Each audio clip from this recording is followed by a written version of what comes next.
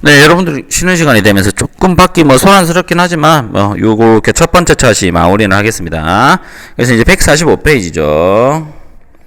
자, 이제 요런 이제 강의 통근자들의 어떤 앞에 다시 한번 넘어가 보면 다리에 대한 어떤 수요가 니즈가 계속 있었던 겁니다.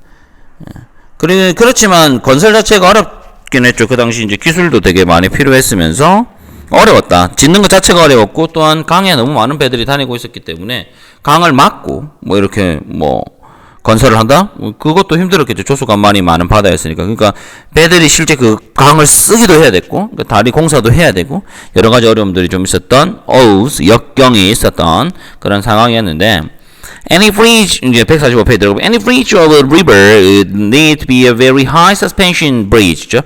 어떤 다리죠? Over the river, 그 East River 위에 있는 어떤 다리도 would need to be, 이럴 필요가 있었죠.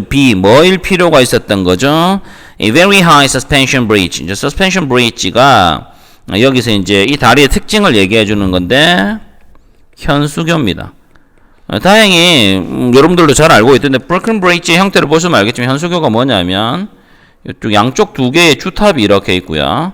도로가 있는데 이 주탑을 이거 극적으로 보이지가 않네요. 주탑이 있고 이걸 이렇게 현이 되어 있는데 여기에 끈을 매달아 가지고 얘들을 이제 위로 이렇게 당겨서 이 다리가 무너지지 않고 유지될 수 있도록 하는 게 바로 현수교고, 다른 반에서 얘기를 하니까 좀 싫어하던데 현수교의 원리야말로 여러분들이 수학에서 배운 2차 함수가 그대로 적용이 되는 거니까, 수학이 결국 건축의 아름다움, 수학적 미가 곧 건축의 미를 가져온다는 것들, 수학이 어디에 적용돼요? 이런 데 적용이 돼요. 수학은 내가 못하는 거지 수학 자체가 원래 나쁜 놈은 아닌 겁니다. 그죠? 그렇게 받아들이셔야 되는 거지 수학이 나쁜 놈이라 내가 멀리한다라고 하는 건 그렇게 좋은 판단은 아닌 것 같아요. 그래서 매우 높은 현수교가 필요했던 겁니다. 그러니까 강 위에 떠 있어야 되는 그런 매우 높은 현수교, 강의를 가로지르는 높은 현수교 1 필요가 있었던 거죠. would need to be 1 필요가 있었던 겁니다. 동사였죠. 그래서 considering the limited technology in those days, 그 당시 those days에 limited 제한된 테크놀로지 기술을 고려하면 building such a bridge, 분사 구문이죠. 이걸 고려하면 building such a bridge죠. 이런 다리를 building 짓는다는 것이 seemed 보였습니다. impossible 불가능해 보였던 거죠. 이건 깊이 설명하고 싶지 않은데 그냥 질문만 던져볼게요. 이건 시험에서 묻지 않겠습니다. 근데 형태는 잘 봐두세요. 얘들아 considering 분사 구문이 일어났다는 건 주어가 주절의 주어와 같아서 생략하고 접속사 생략하고 동사 원형이 ing 아닙니까? 그럼 이 얘기인가요? 그 당시에 제한된 기술을 고려하는 게 building such a bridge인가요? 이런 다리 건설이 고려하나요? 고려는 사람이 하는 거 아닌가요? 그렇죠? 그럼 주어가 다른데 왜 생략됐을까? 질문. building such a bridge, 이런 다리를 짓는다. 그럼 이런 다리를 짓는 건 누가 짓는 거죠? build의 주어는 누구죠? 그걸 생각해 보면 in those days, 이 당시 제한된 기술을 고려하는 것도 누군지 우리가 판단해 볼 수 있습니다. 뭐 이렇구나. 이해되시죠? 관용적인 표현만은 아니라는 거 바로 위죠. 위 people, 사람들이 우리가 이런 다리를 짓는 걸 고려해보면 그건 seemed impossible, 불가능한처럼 보인다.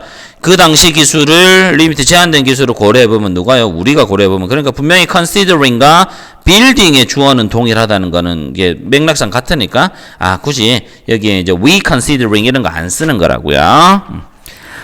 그래서 대리 즉 people thought, 사람들이 생각하기에 이제 대절, 목적어절 접속사가 생략되죠. It was impossible until John Roebling, an expert at building suspension bridges, accepted the challenge. 그건 불가능한 거였죠. 여기서는 it, impossible, 가주어, 진주어 아닙니다. 그것이 뭐죠? Building such a bridge, 이런 다리를 짓는다는 것은 impossible, was 불가능한 거였죠. Until, 언제까지요?